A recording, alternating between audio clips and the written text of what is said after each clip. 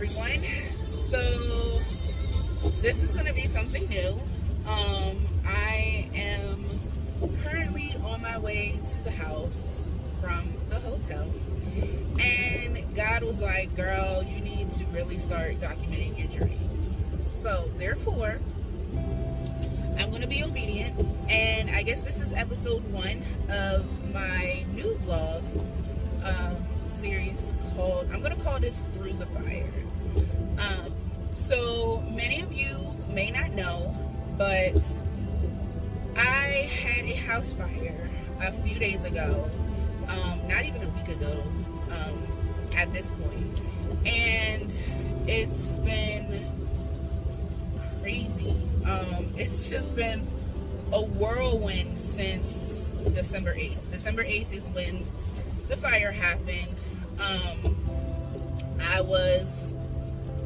I was coming home from work, literally pulled in my driveway, jamming out. No, actually, I had on a podcast, right?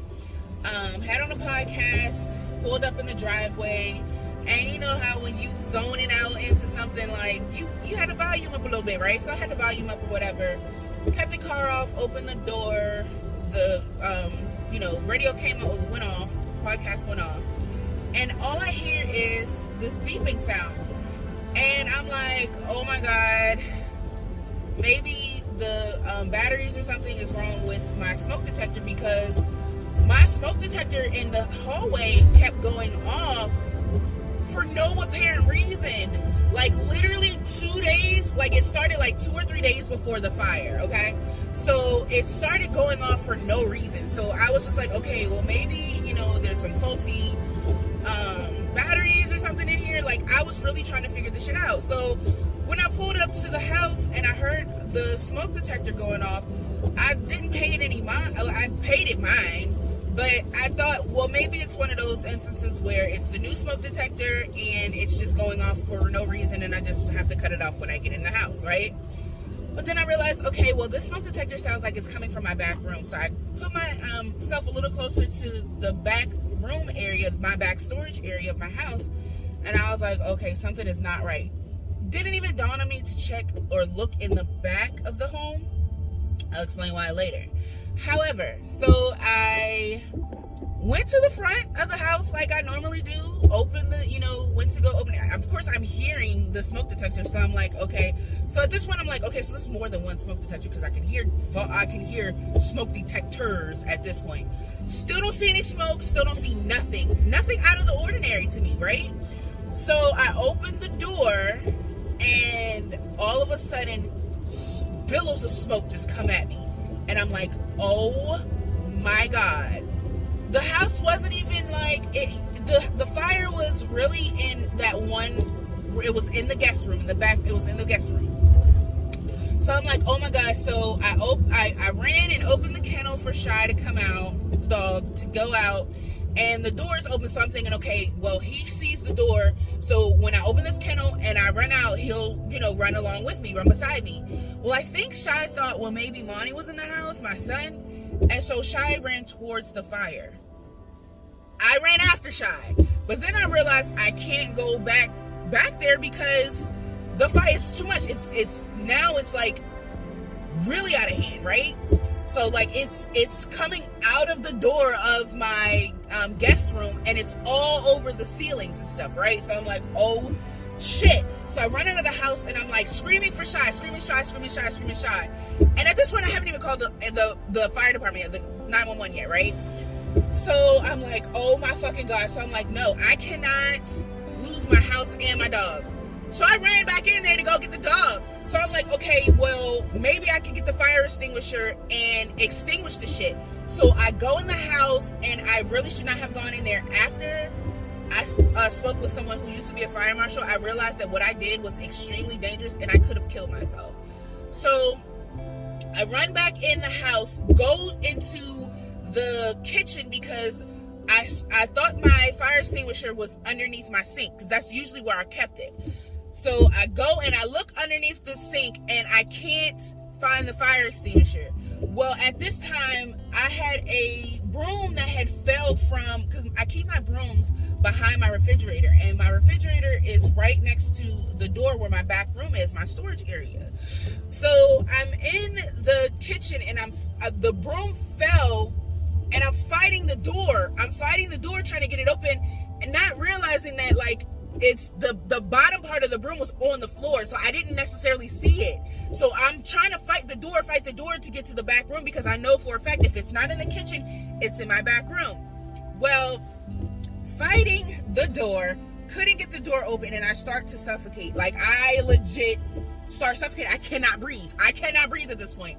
So I'm like, yo, I feel myself like I'm about to pass out. Like, I don't know if it was the angels, my guardian angels and ancestors that came through for me at that point, because at that point I was like legitimately about to pass the fuck out. Like, I don't know how I made it out of the house again, but I made it out, and I got a breath of fresh air, and I was like, I gotta call 911. Now, this all happened within a matter of like less than like 4 minutes, okay? So all of this happened from me pulling up to me going in and out of the house twice, okay? So I called the fire department, and they're on their way. So I'm on the phone with 911. Thankfully, the fire department is legitimately only 1.5 miles from my house, so they didn't take long. It took maybe like 3 to 4 minutes to get there, but it felt like an eternity. I promise you, it felt like an eternity. So they pull up, they get there, and I'm actually going to insert a video here.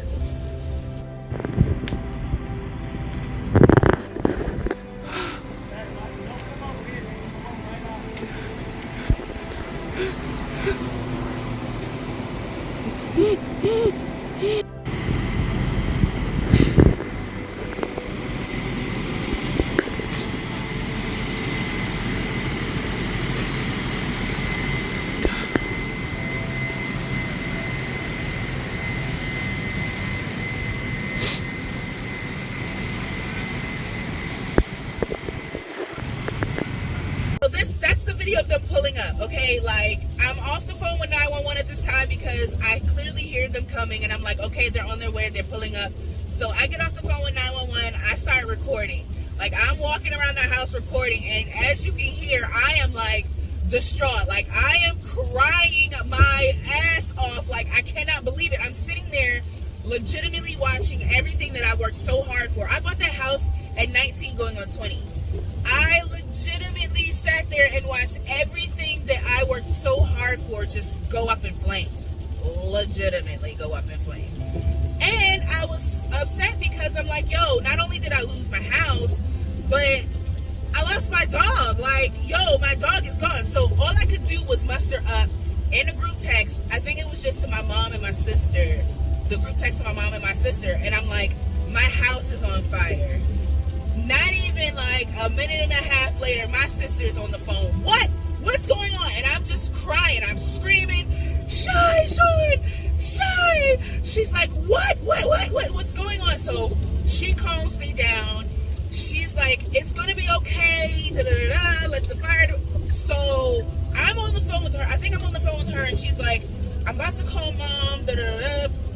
So I'm like, okay. I hang up with her. And as I hang up with her, I look up, and a firefighter is coming towards me with Shy's kennel, with Shy in the kennel. Y'all, I swear I cared about nothing else after that. I didn't give a damn if the house just was ashes after that. I didn't care, because the only thing that I really wanted out of that house at that time, at that specific time, while all of this was just going on, was my dog. I didn't want to have to tell my son, hey, we lost the house. We lost literally everything in the house. Oh, and Shy died in the house along with it. Did not want to have to do that. Like, that was just going to be, like, too much for me. Like, legit icing on the cake. So, I am so happy that I saw that site. Like, I didn't know what to, like, I almost dropped to my knees. The only thing I could do was run to her and get the kennel out of her head. Like, that's the only thing I could do, and get him out of that kennel and just hug him, because I was so scared. I thought I lost him. And he is just he's a smart dog. So what they said he did was, after he cleared the house and made sure nobody else was in the house, he ran back to his safe space, which was his kennel. And he laid down in the kennel, and he didn't have any smoke inhalation or anything. He laid down in his kennel, and the smoke at that point, it wasn't that low to the ground, so he could breathe air, like fresh air. It wasn't that fresh, but you know what I mean? It wasn't the smoky air. He didn't have any smoke inhalation. So I was just so happy that they brought the dog out. And I'm still like just thinking about everything, just like playing. I have nightmares right now, just playing it over and over in my head. Seeing billows of smoke triggers me. Seeing anything on fire, leaves, anything, it's triggering. Also, like hearing fire trucks, that's triggering as fuck right now too. So I have a little ways to go, as far as like getting my mental back together and everything. I have a little ways to go, and I am going to need prayer, because this is something that I really never honestly thought that I would have to endure, something that I thought I would never have to go through, and here I am. I'm at the house now. I am not comfortable because it's so fresh. I'm really not comfortable showing the house right now, and I'm fighting tears now, because I'm really still trying to process things. I'm still trying to, this is a hard pill to swallow for me. So until I can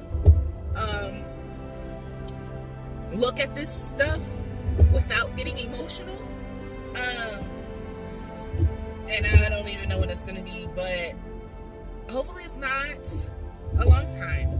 But when I can walk through here without getting super duper emotional and breaking down, that's when I will record the aftermath for you guys. And actually, I think I'm gonna call the episode the aftermath.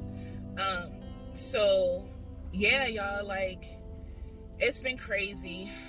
So this series is just gonna document things from here out. Like I said, I'm gonna show you what it looks like, probably the next episode, and then I'll probably document, my journey from here out. Like, I don't know what to expect. I don't know what's next. I don't know what, I just don't know. Like, it's just up in the air for me. And this is a really vulnerable time for me. And so, since I'm working on my vulnerability and opening up and, showing a little bit of, more of a vulnerable side to myself, because I am the strong one, right?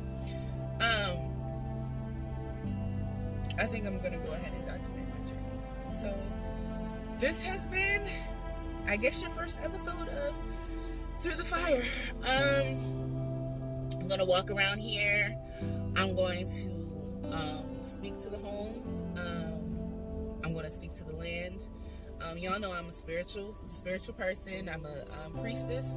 So I'm going to do some spiritual things around here today, and start my grieving process. Well, not start my grieving process, because my grieving process started when I sat here and watched this shit, right? But I'm going to, move forward in my grieving process, and start my journey with healing. So I have so many thoughts, so much is on my mind, but I'm not ready to express those things quite yet. So this is your episode 1 of Through the Fire, and I look forward to documenting everything else. So I think this has been long enough. So I guess I'll see you guys in the next episode. Bye.